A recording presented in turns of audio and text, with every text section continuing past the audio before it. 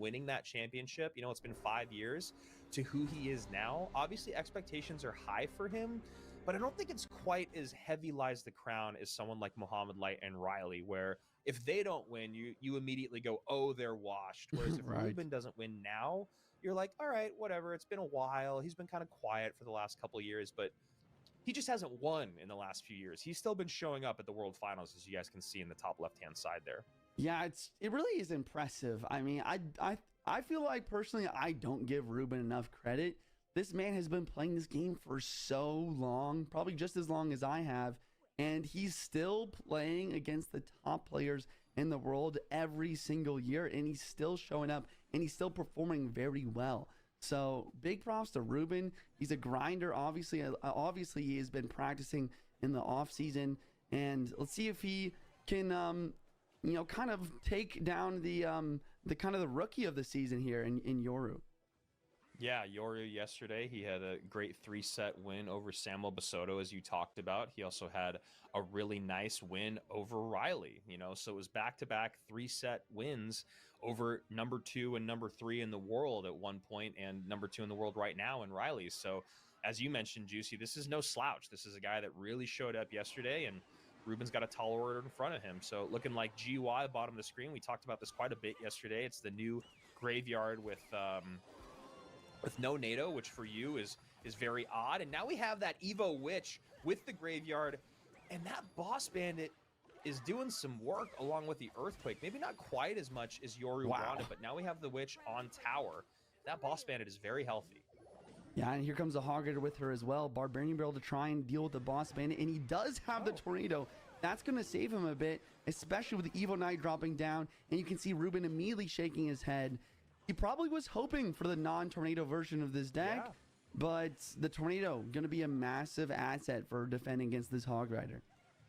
Yeah, I mean, I'm sure you know, playing many versions of Splash Yard over the years, between one building and a NATO and the Ice Wiz, there's just so many great ways to control that Hog. And you see right there, you're doing the right thing. Take one hit on either side. Don't overspend. Let's try to get back on offense. And he is playing very aggressive with Graveyard here in single elixir. Yeah, Cannon's going to be taken out by the poison, but it did get some nice value. Firecracker going to end up getting hit by the poison here. That will make her susceptible to the Barbarian Barrel. There's the Bar Barrel and a Tornado as well to pull the Hog to the King Tower yet again. And Yoru is just continuing to extend his damage advantage. Yeah, he's, you know, we're seeing people play like hyper aggressive with Royal Giant now, and this is one of the more aggressive plays I've seen with Graveyard. Right.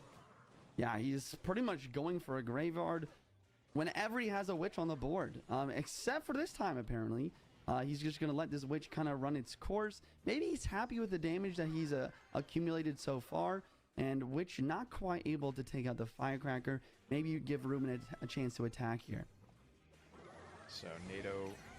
Ooh, I was going to say the NATO missed, I think, because the Skeleton pushed the Hog just one tile. So a bit of a missed NATO there from Yoru. Still in the lead, 22-04 to 16 and some change with that with the poison taking in.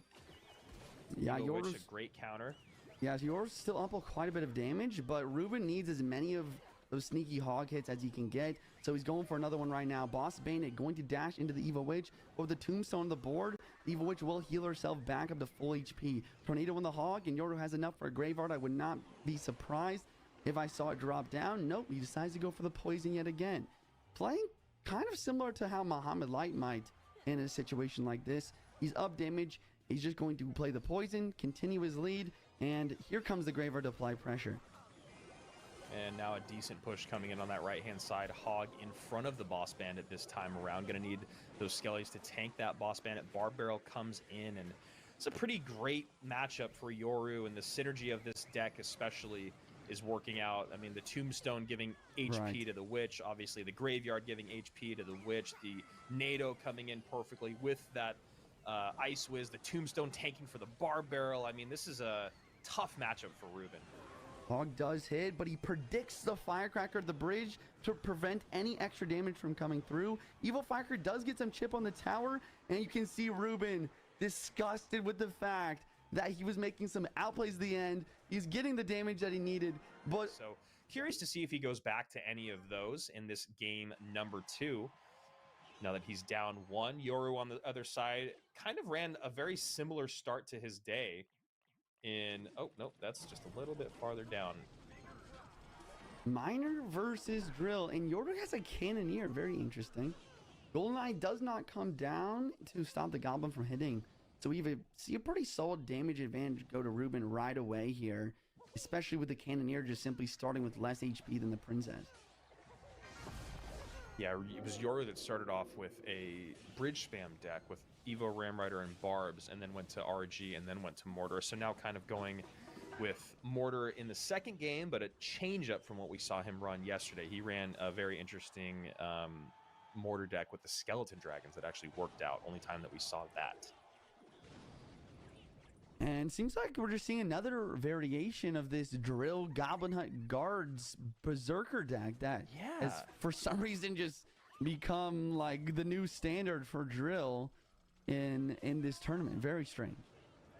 Yeah, I mean, maybe we can break it down a little bit more analytically afterwards, and you can, you can use the time now in the rest of this game to think about what it is about this deck that all works so well together. But as of right now, this is going to be, look here, it's not a horrible matchup for Mortar, but I was just going to say that is one of the most frustrating things that can happen as a Mortar player is that Evo Bomber, and with Ruben with already an 1100 HP lead, this is going to be a mountain to climb for Yoru with Mortar, Miner, and some spam.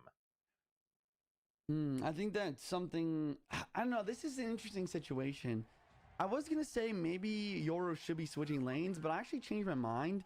Since Ruben doesn't have a big spell, the last card is most likely arrows. I think that he should kind of stack up units to the right-hand side, use his lightnings to try and gain some advantage back, defend the Goblin Drills with the Gold Knight and the spam, and then counter push with the Mortar same lane.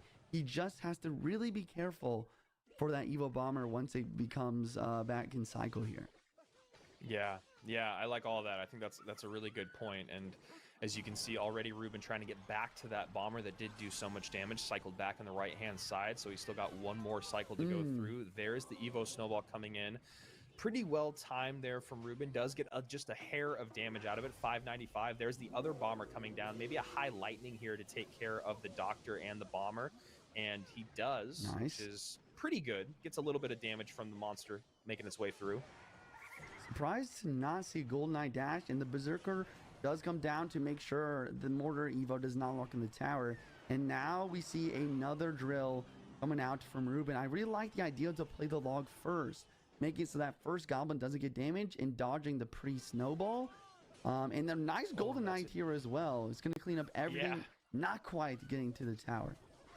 Gonna say that's a juicy Golden Knight ability. Does take care of that Evo Bomber. 489 remaining. Snowball comes in. Goblin will get on tower if we don't get a double drop. There's the Goblin Gang. 435 as Yoru still tries to chip away with his Miner. 435 against 1305. 90 seconds remain here in overtime.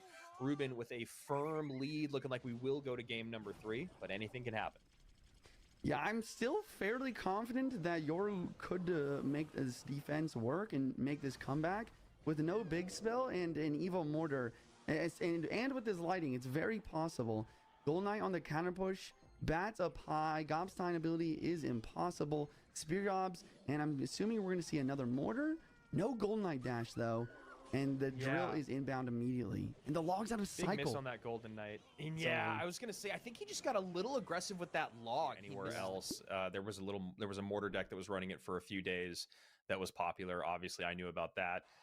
Why do you think Goblinstein is making a slight comeback? I think that Gobstein's making a bit of a comeback here, specifically in duels, probably because there is a limited supply of good big spells you want to use. I think that Gobstein does a great job of supplementing a big spell, especially if you are using something like Earthquake, just to get a lot of DPS down on a lane and kind of clean stuff up that you maybe don't have a fireball or poison for.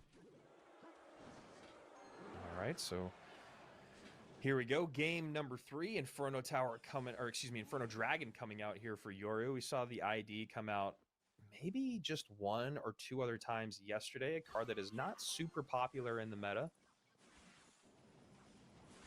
Interesting. So we have a Ruben with the mortar deck that we saw Yoru use very recently, and Yoru probably with a Mega Knight, Firecracker, and potentially a Hog Rider in this deck, since we're seeing the Firecracker.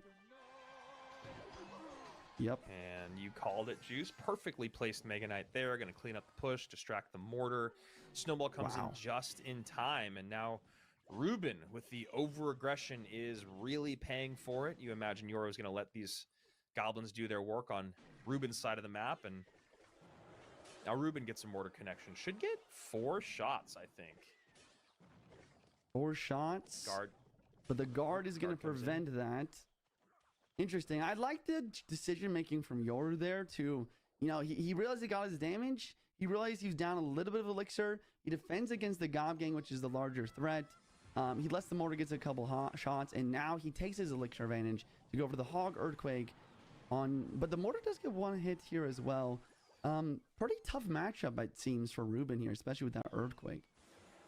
Yeah, I mean, a lot of responses, and it does feel like one of those matches where, you know, Ruben is going to get damage, but at what cost, you know? Right. And I guess we'll just have to see as Yoru is going to be able to probably defend, take a little bit of damage using his tower HP, and then maybe just straight up overpower Ruben and his defense here. So we'll see as this game goes on, but these beefy units causing problems already. Evo Mortar not going to get a hit. Oh, it does. Wow, it retargeted for 1 second. Unit fell off the board. Wow. Got that 1 shot in, and that's huge for Ruben. Now a decent counter push. Evo Snowball going to make quick work of that, but I think that's a win for Ruben there to force out the Evo Snowball on defense. I don't see how he defends if we see a Mega Knight, Boss Bandit, Hog, Earthquake, Evo Snowball type of push. So I do like that play with the Evo Bass just to bait that out, and all of a sudden this game's closer than I thought it would be. Wow. Coming in to clean up that gang. Really nice value Earthquake there. And a pre-miner to pull everything back across the river, allowing the Hog to get targeted, as well as taking out the Firecracker at the same time. Great play from Ruben, but he's still down damage, and this Boss Bandit is still alive and kicking. 90 seconds remain. Boss Bandit is alive. Earthquake comes through on the tower. Second Ice Wiz has to come down to soak that Boss Bandit. Now protected by the gang just in case that Boss Bandit would have taken out the Ice Wizard. Miner trying to distract the Mega Knight to get the Spirit Gods walking in the tower, but the Mega Knight's just going to make quick work of that, and now we see a very, very strong counter push with the Evo Mega Knight, Firecracker, Hog Rider, but we have the Evo Bats down, and once again, the Barbarian Barrel, no, but the Hog gets the hit.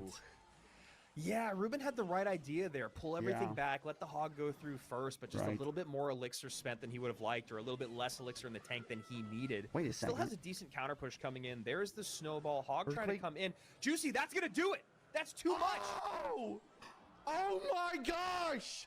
The Earthquake dropped down, but the Lightning does as well, and Ruben takes it before the final tick of the Earthquake can come through.